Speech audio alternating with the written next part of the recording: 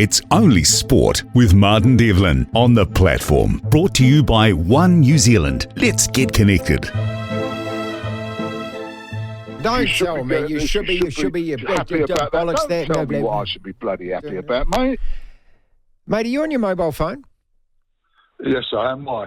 Well, I'm just thinking that I don't trust Mossad, mate. I mean, you and me talk. I just don't trust them. If they can blow up a pager over there. I'm not going to do. I know. I mean, how? I just can't believe that. No. Who the hell uses a pager now? Well, maybe in the Middle East, maybe Hezbollah, and they knew that Hezbollah used pagers to try and avoid detection or something like that. I've no idea. And then the Israelis sussed it out, and they said, well, look, I'll tell you what, we know the supplier, we'll just put a little extra treat in there. And then, all of them going off. It was quite lethal. I mean, nearly 3,000 people injured and a few dead as well. I just watched some of the explosions on Google. These are bombs, mate, that are going off in people's pockets. How the hell did they do that? What kind of technology is involved? If they can do that to them, they can do it to us. Yeah, well, just wait to the end of the call, mate, and I'll be pressing the button. Scouse fans, that's what I'm thinking, mate. It'll be Millwall for you, won't it? And by the way, as much as I admire your parenting skills, teaching your children to gamble, I don't know about this. I didn't teach them. They were already doing it. All I taught them was, don't use that site, use this site. Right, okay. Yeah, because you get better value, more options and everything. And if you take your money out, they'll pay you like almost instantaneously. So, that was the first bet that Jack had put on. But it wasn't a bad one, was it? For $2 to pick up 300. It's not bad.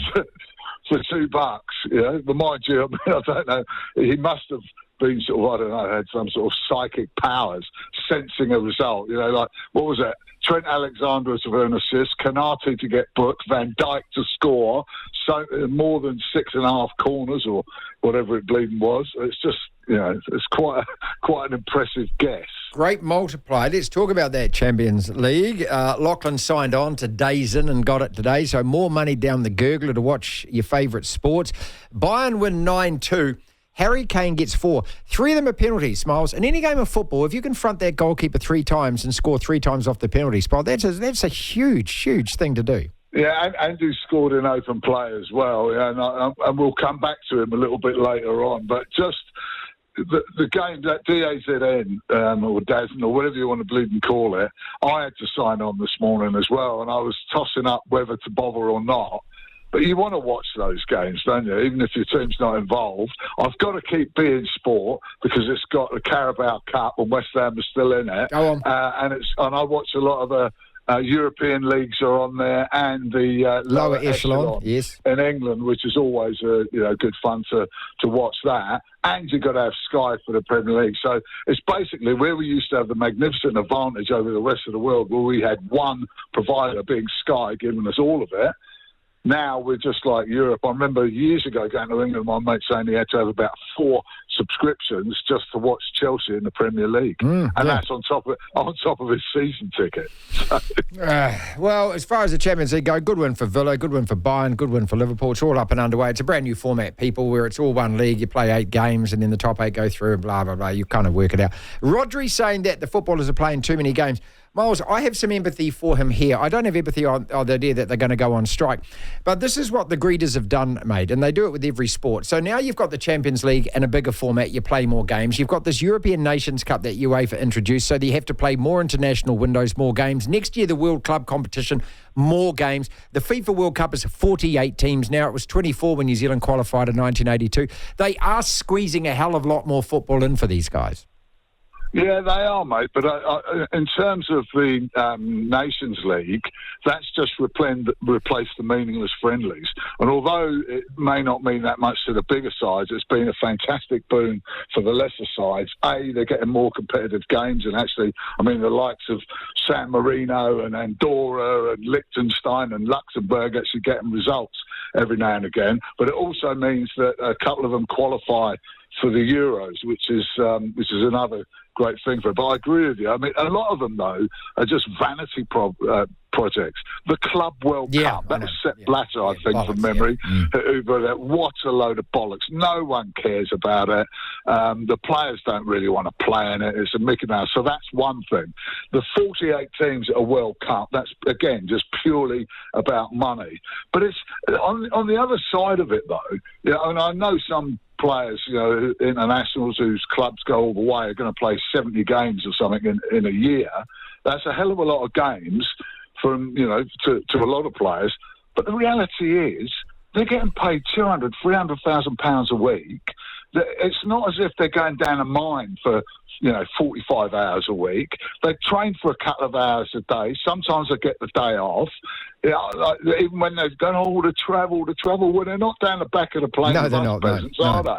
No. And the interesting fact that they I don't know if you read the article that they brought up saying, look at Salah and Haaland. They didn't play any during the summer. They had time off, and look at their form. Well, I seem to remember Harry Kane was playing for England at the Euros, and I seem to look at the charts, and he scored 10 goals. He scored more than both of them. So, what sort of argument is that? Yeah, I just think there's almost too much. Having said that, beating Barnsley 7-0 in the League Cup, I'll take that every day of the week. As far as Man City go... Can I just quickly go, just before we go to that, you say that, and I can agree with you, saying, look, there is probably a bit too much of that. But what happens at the end of May? Well, we just bite our nails and we're going through cold turkey waiting for the season to start. I know. Yeah, good point. We just had 9 months of it and we can't wait a couple for the next one. Man City, all these charges behind closed doors. You're not allowed to know who's on the judging panel, everything else. I mean, there's no criminal trial that would be like this, is there? So why all the secrecy surrounding this? I think to be fair, it's what the clubs have agreed to.